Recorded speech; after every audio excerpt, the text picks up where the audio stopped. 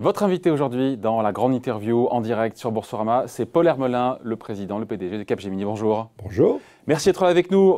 Vous vous en rappelez, on s'est croisés, on était en juillet dernier. Il faisait beau. Il faisait beau, il faisait chaud. On était aux rencontres économiques d'Aix-en-Provence. Voilà. Et vous veniez, pourquoi je vous en parle parce que vous venez d'annoncer cette OPA amicale sur Altran. Les marchés avaient salué cette annonce. La voie semblait dégagée pour mener, certains diront rondement, d'autres tranquillement, cette offre et donc cette acquisition. Sauf qu'entre-temps, il y a un fonds activiste, Elliott, qui vous met des bâtons dans les roues. On dit des choses comme ça. Est-ce qu'on peut dire que cette OPA ne se déroule pas comme vous l'aviez imaginé, Paul Hermelin? Le moins qu'on peut dire, c'est qu'elle est retardée. Mais est-ce qu'on peut commencer par rappeler ce que c'est? Il se trouve, il y a deux facteurs qui se rencontrent. Premièrement, l'informatique, la data, dont tout le monde parle, est en train de changer beaucoup de métiers. Donc, tout le monde a vu le marketing digital, qui est l'arrivée des données de Google et des autres pour cibler la publicité. Ouais. Et il va se passer une révolution de la data dans le manufacturing, dans la R&D.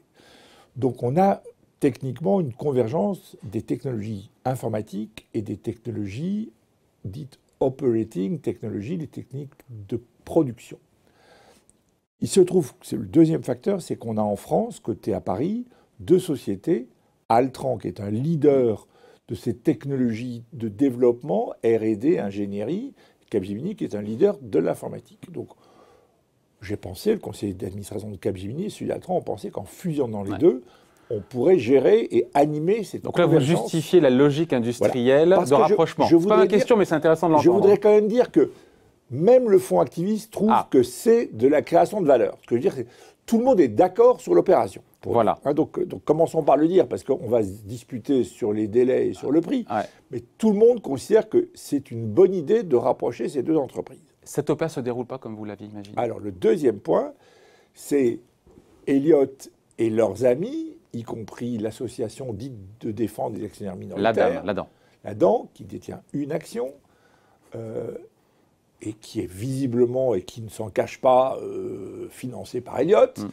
Donc, cherche à ralentir l'opération.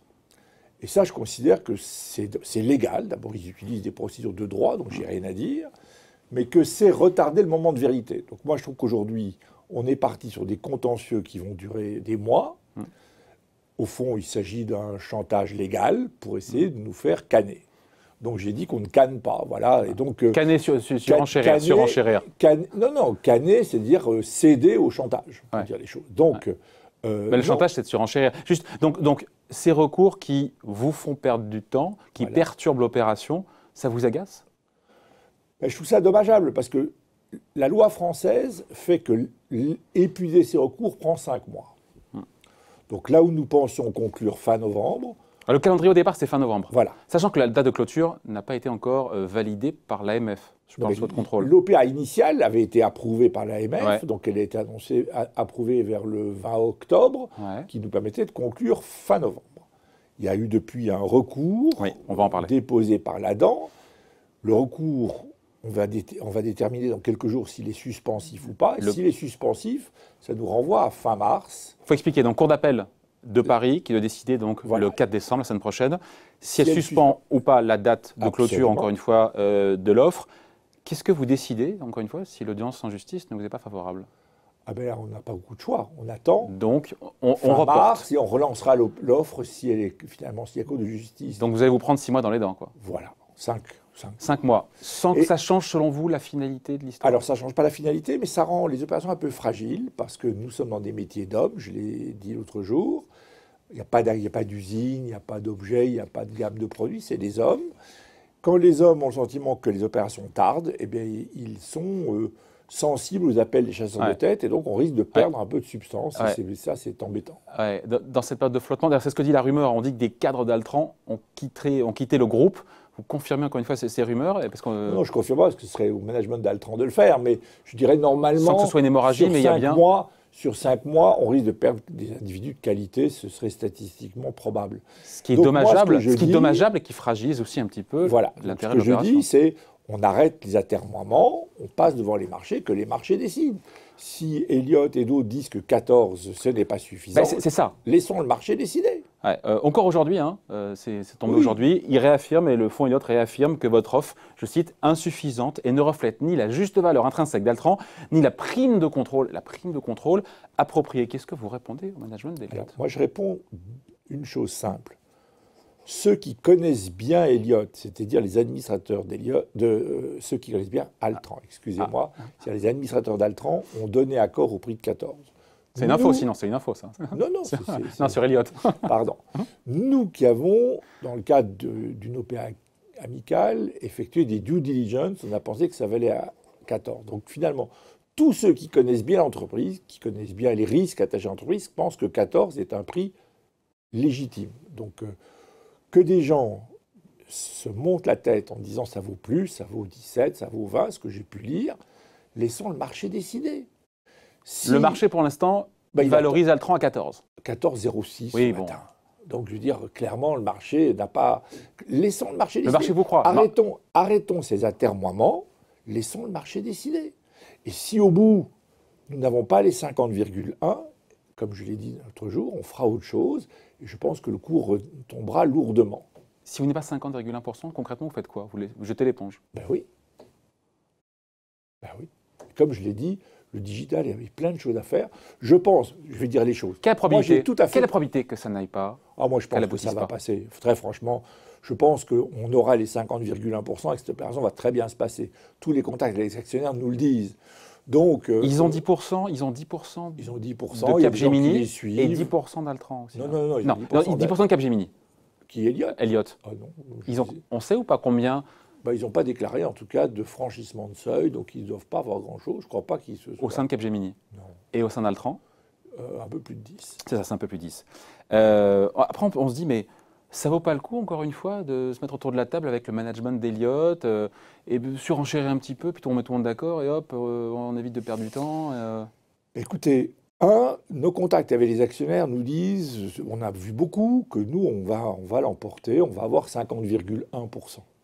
Alors, la question, c'est, ils vont être un minoritaire, Altran va rester coté, ils vont être un minoritaire probablement remuant, on va apprendre à vivre avec eux. Moi, je suis tout à fait serein quant au fait de gérer... De cohabiter avec... De cohabiter avec Elliott, actionnaire minoritaire, qui sera vigilant sur ce qu'on fait, qu'on ne transfère pas de valeur de Altran côté vers Capgemini.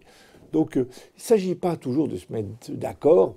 Le marché est aujourd'hui à 14,06, voilà. Et donc, je sais qu'il n'y aura pas d'accord avec Elliott à 14,06. Mais Altran ne vaut pas 17 € aujourd'hui? C'est-à-dire que non, ce que demande... Altran vaut 14, je m'excuse. On a à la demande du conseil d'administration d'Altran, il y a eu un rapport d'experts, Finexi, qui a déterminé, si j'ai bien vu leurs calculs, qui ne sont pas les miens, qu'Altran vaut un peu plus de 13 et que donc, en mettant 14, on a ajouté une prime. Bon, c'est la vision d'un expert. Nous, on a analysé, on a dit, Altran, avec ce que nous pouvons en faire, ça vaut 14. Donc, que le marché décide. Moi, je suis très serein. Je pense que nous aurons 50,1%. Je pense que Elliott pense qu'on créera de la valeur, qu'il reste à nos côtés et on créera de la valeur ensemble. Paul Singer, c'est celui qui a créé, le fondateur du fonds Elliott, qui gère 30 milliards d'euros, qui fait des misères à Pernod Ricard, à Bolloré et d'autres. Il a la réputation de rien lâcher. Vous non plus? Ce bras de fer-là vous fait pas peur? Mais attendez, le bras de fer, il va se terminer. Soit on a 50,1%. L'OPA sera une réussite. Nous créerons de la valeur. Elliott sera un actionnaire minoritaire. Très bien. Soit nous n'aurons pas... Et Altran restera à côté. Et Altran restera à côté. C'était pas votre souhait. C'était pas votre souhait. À terme, c'était pas votre souhait. Votre souhait, c'était de récupérer. C'est à très long terme. Parce que je veux dire, et comme disait Keynes, à long terme, sera tout nous avons étudié, nous pouvons délivrer l'immense majorité de la valeur stratégique avec un Altran coté et contrôlé. L'immense majorité. Il y a eu des contacts, même informels, avec le management d'Elliott, ou c'est chacun dans son coin? On s'écrit. C'est pas ce que vous appelez des contacts, c'est des contacts épistolaires. Et donc, c'est intéressant parce qu'au final, oui, on vous sent confiant. C'est-à-dire que pour vous, même si les décisions de justice ne sont pas favorables, le calendrier sera repoussé. D'autant qu'Elliott, sur le fond, est d'accord. J'essaie de résumer un peu. Elliott est d'accord sur le fond, sur l'intérêt de ce mariage. Après, c'est une question de prix.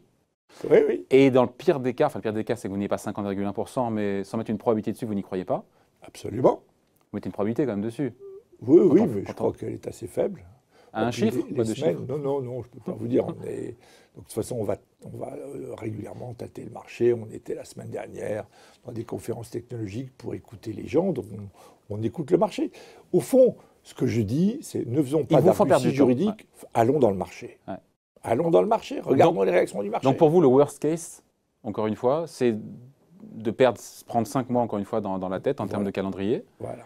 Et derrière, que vous ayez, selon vous, au moins les 50,1%. Voilà.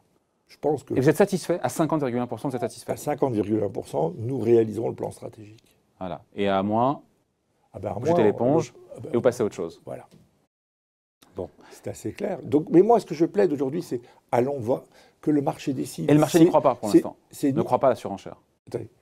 C'est pas Elliott qui décide. Nous, on a une offre ferme. Elliott a une conviction. Soit ils font partager leur conviction au marché, et donc ils nous donneront tort et on le verra. Mais c'est pas dans une cour d'appel de Paris que ça doit se décider. Donc jamais, au grand jamais, vous ne surenchérirez sur Altran. Je suis trop dans le business pour savoir que le mot jamais n'existe pas. On n'a aucune raison. Vous laissez une porte ouverte là. Non, non, non, non, pas du tout. On n'a aucune raison. Parce que le jamais au grand jamais signifie que peut-être dans 5 ans, Elliott sortira à un prix différent. Ah non, mais non, je vous parle des 5 prochains mois là. Ah non, dans les 5 prochains mois, c'est 14, et je l'ai dit, c'est 14. Et rien d'autre. Voilà, bien sûr. Bon. Dès 2020, ce mariage, s'il a bien lieu, aura un impact, il faut l'expliquer, un impact positif sur les bénéfices de Capgemini. Oui ou non, d'ailleurs, c'est une question. Oui, la réponse est simple. Oui, pour une raison financière, c'est que nous faisons cette acquisition sans émettre de nouvelles actions. Donc, on avait un bilan qui était sous-employé, et donc, le cash étant gratuit, évidemment qu'on aura cet accrétif dès 2020. C'est évidemment accrétif, puisque nous ne diluons pas le bénéfice par action, nous n'émettons pas de nouveaux titres. Donc, puisqu'on peut acheter Altran avec nos réserves de cash et de la dette, c'est évidemment accrétif dès 2020. Bon, voilà. Après, encore une fois, on s'en rend, ça fait 15 minutes qu'on en parle, donc je pense qu'on a compris votre position là-dessus. Sur la 5G, il y a la 5G qui est dans l'actualité avec les fréquences qui sont mises en vente aux enchères par l'État. Oui, pardon, il a encore envie d'en parler, c'est bon. Excusez-moi. Altran... Ça vous obsède, dis donc. Non, non, pas du tout. Altran a des compétences dans les technologies de télécom pour la 5G. Ouais. Nous, la 5G permet de passer du signal et de l'information. Nous avons des compétences sur la gestion des données que permet la 5G. C'est très complémentaire. La 5G, les gens peuvent penser que la 5G, c'est juste une extension de la 4G et de la 3G. Ouais. La 5G a une caractéristique formidable, c'est que la qualité du signal est tellement meilleure qu'elle permet de le crypter éventuellement, et qu'elle permet de gérer des actifs professionnels de manière coordonnée sur des très longues distances. Donc la 5G peut être à l'origine de produits connectés d'une qualité totalement différente de ce qu'on pouvait faire avec la 4G et d'une gestion de plusieurs usines qui ne sont pas proches, coordonnées. Donc il y a un potentiel industriel de la 5G et de R&D de nouveaux produits considérable. Et je répète, Altran amène des compétences électroniques et nous apportons des compétences de data, de gestion de l'information. Les deux se conjuguent et font de la 5G un véritable moteur de dynamique commune à la fois entre Altran et Capgemini. Ouais, dernière question, Paul Hermelin. Il y a le top 5 mondial. Vous avez créé, c'est sous votre ère, encore une fois, que Capgemini est devenu un champion français des services informatiques et pas seulement. Ce mariage-là, dans le top 5 mondial, vous classe où et quelles sont après les ambitions? Aujourd'hui, nous sommes numéro 8 mondial. On n'est pas dans le top 5. Ça va nous faire gagner une place, donc ce n'est pas encore suffisant. On doit grossir derrière. On vous sent encore affamé, là. Hein. Non, mais il n'est pas rassasié, là. Hein. Soyons clairs. Je passe la main, je resterai président, je passe la main à mon ami Emanezat au mois de mai. Ouais. Eh bien, il a encore du pain sur la planche. Pour être dans le top 5, il y a d'autres choses à faire. À quel horizon être dans le top 5 ? Et vous serez là pour surveiller tout ça? Je ne serai pas pour surveiller, mais pour l'aider. Il faudrait le faire dans les 3 ans, essayer d'être dans le top 5. Mondial dans les 3 ans. On n'attendra pas 3 ans pour en reparler. D'accord. Ensemble. Merci d'avoir été avec nous. Paul Hermelin, donc, le PDG de Capgemini, qui était l'invité de la grande interview en direct sur Boursorama. Merci. Merci.